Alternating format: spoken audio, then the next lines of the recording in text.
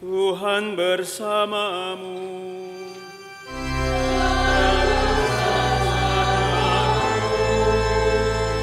Inilah Injil suci menurut Lukas.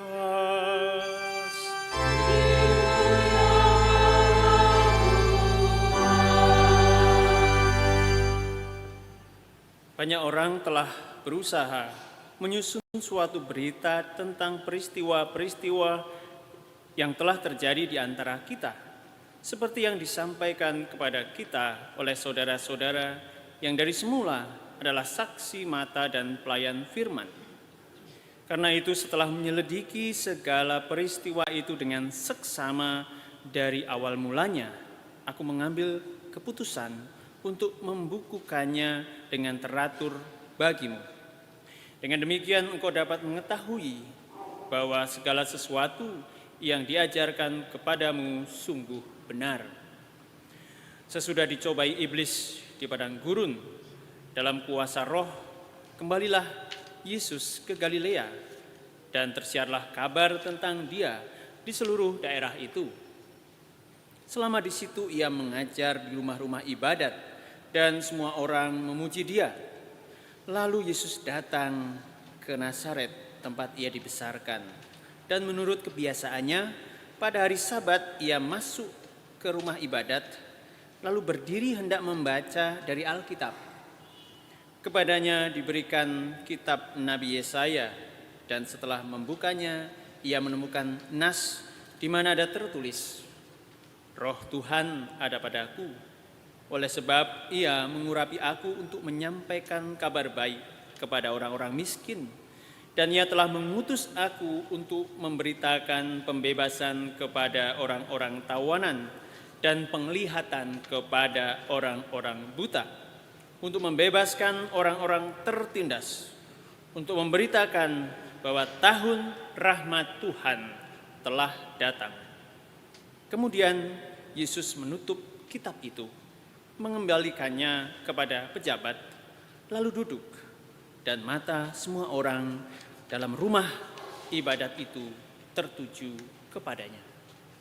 Lalu Yesus mulai mengajar mereka, katanya, pada hari ini genaplah nas tadi sewaktu kamu mendengarnya. Demikianlah sabda Tuhan.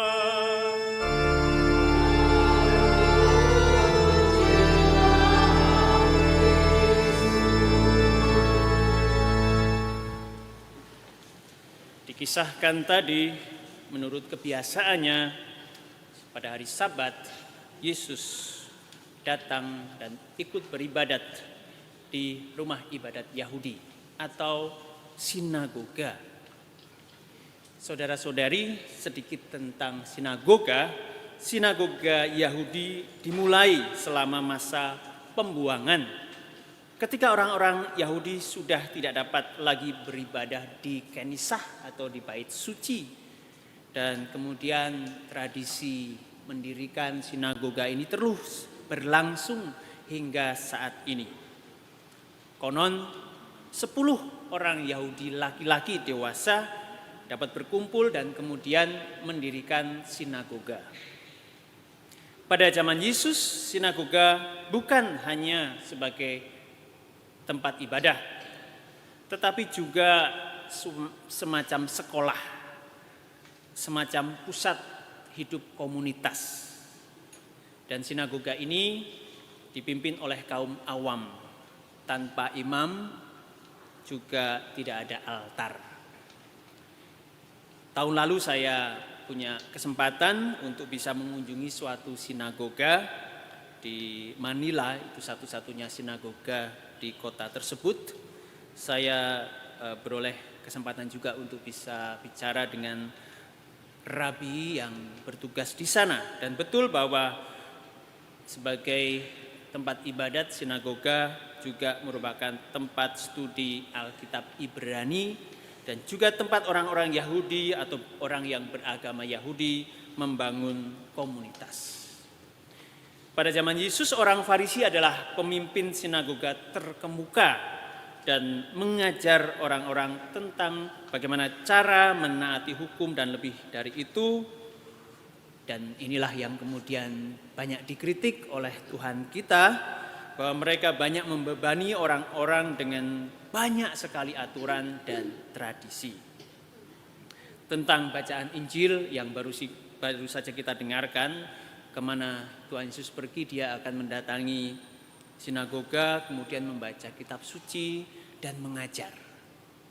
Dan pada kesempatan yang kita tadi baru saja dengarkan, ia mengambil gulungan kitab, membuka dari bagian kitab Yesaya 61 ayat 1 dan 2. Saya ulangi, dia mengatakan apa yang tertulis di sana. Roh Tuhan ada padaku, sebab ia telah mengurapi aku untuk menyampaikan kabar baik kepada orang-orang miskin. Ia telah mengutus aku untuk memberitakan pembebasan kepada orang-orang tawanan, penglihatan kepada orang-orang buta, untuk membebaskan orang-orang tertindas, untuk memberitakan tahun rahmat Tuhan telah datang. Dan kemudian ia memulai pengajarannya dengan kata-kata berikut. Pada hari ini genaplah nas ini ketika kamu mendengarnya. Saya hendak menekankan dua hal berikut. Yang pertama, pernyataan mengenai tahun rahmat Tuhan yang telah genap. Dan selanjutnya, apa artinya bagi kita para pengikut Tuhan Yesus di zaman ini. Saudara-saudari, Yesus mengumumkan tahun rahmat Tuhan. Ini adalah rujukan yang jelas kepada praktik perjanjian lama yang memiliki tahun jubilium atau tahun Yobel. Kita dapat membacanya di kitab Imamat. Tahun Yobel atau tahun jubilium adalah tahun di mana semua pinjaman dan hutang dihapuskan. Semua harta benda dikembalikan kepada yang berhak menerimanya. Setiap orang mendapatkan lembaran baru dan awal baru. Ini dimaksudkan untuk melambangkan pengampunan Tuhan dan bahwa hutang yang hendak dilepaskan adalah dosa-dosa kita. Tahun 2025 ini bersama seluruh gereja kita merayakan tahun rahmat tersebut, yakni tahun jubilium Pesiarah Pengharapan. The Pilgrims of Hope. Sebagaimana diproklamasikan oleh Paus Fransiskus melalui bula Spes non confundit. Spes non confundit. Terjemahannya adalah pengharapan tidak mengecewakan. Ini diambil dari surat Paulus kepada jemaat di Roma, bab 5 ayat 5. Dan secara liturgis, secara simbolis, tahun jubilium dimulai dengan dibukanya pintu suci pada malam Natal yang lalu. Dengan mengatakan pada hari ini genaplah nas ini ketika kamu mendengarnya, Yesus menyatakan bahwa Dia adalah Tuhan dan telah datang untuk membebaskan kita dari penindasan akan dosa dan akan rasa bersalah kita. Reaksi beragam akan hal ini. Kita bisa membaca bagian Injil selanjutnya, terutama nanti dari kalangan orang Farisi akan keberatan dengan pernyataan Yesus itu.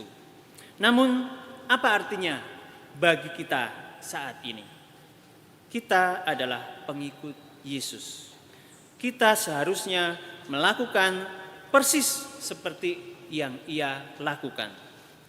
Beritakan kabar baik sabda Tuhan itu tentang kasih Tuhan, sehingga orang-orang yang masih tertawan, yakni tawanan dosa dan rasa bersalah, dapat dibebaskan. Betul bahwa Yesus memberikan penglihatan secara fisik dengan mujizatnya itu, tetapi mujizat itu dimaksudkan sebagai tanda yang menunjuk kepada suatu kebenaran rohani. Hal terpenting adalah bahwa mereka yang buta secara rohani dapat dimampukan untuk melihat bahwa melihat kebenaran bahwa Yesus adalah Mesias yang dijanjikan. Dia adalah yang kudus, anak Allah, yang mengasihi kita masing-masing dan memanggil kita masing-masing untuk menjadi pelayan kasih-Nya, untuk menjadi pemberita bagi kasih karunia yang menyelamatkan orang lain dalam namanya, dalam kuasa Roh Kudus. Maka saya kira kita dapat tegaskan hal berikut ini. Ketika Yesus mengatakan hal itu, bahwa roh Allah ada padaku, roh Allah itu juga ada pada diri kita. Karena kita semua ini juga diurapi untuk memberitakan kabar baik kepada orang miskin, untuk memberitakan pembebasan kepada orang tawanan, untuk memulihkan penglihatan bagi orang yang buta, untuk membebaskan orang tertindas dan memberitakan tahun rahmat Tuhan pula. Cara yang Dia inginkan untuk Anda masing-masing lakukan mungkin berbeda dengan apa yang Tuhan inginkan saya lakukan. Kita masing-masing punya peran, punya panggilan masing-masing tadi sebagaimana sudah diajarkan oleh Santo Paulus. Namun pada intinya kita semua dipanggil untuk berbagi dalam pelayanan Tuhan. Membagikan kasih, membagikan pengampunan, kebebasan, pembebasan, dan juga rekonsiliasi. Maka marilah kita merenungkan sejenak. Kita renungkan hidup kita. Kalau Tuhan yang menganugerahkan Roh Kudus padaku, sekarang mengutusku untuk memberitakan kabar baik kepada yang miskin, yang tertawan, yang buta, yang tertindas, bahwa tahun rahmat Tuhan itu telah datang. Apa kira-kira yang secara konkret Dia mau untuk kulakukan, untuk saya lakukan, untuk Anda lakukan sebagai orang tua, sebagai orang muda, dan sebagainya. Saudara-saudari, kalau ada orang-orang di sekitar kita yang murung, yang kehilangan harapan, yang khawatir, yang perlu pertolongan, yang perlu kita dengarkan keluh kesahnya, yang perlu sapaan kita, barangkali kepada merekalah Tuhan sedang mengutus kita untuk mewartakan kabar gembira bahwa Tuhan menyertai mereka untuk menghadapi berbagai macam tantangan dunia.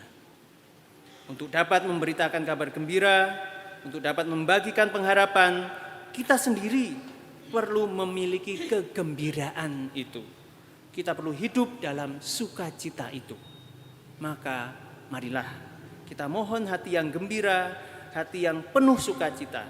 Sukacita karena boleh menerima Roh Kudus, sukacita karena boleh menerima pengurapan, sukacita karena diundang untuk mewartakan kabar baik kepada sesama. Kemuliaan kepada Bapa dan Putra dan Roh Kudus,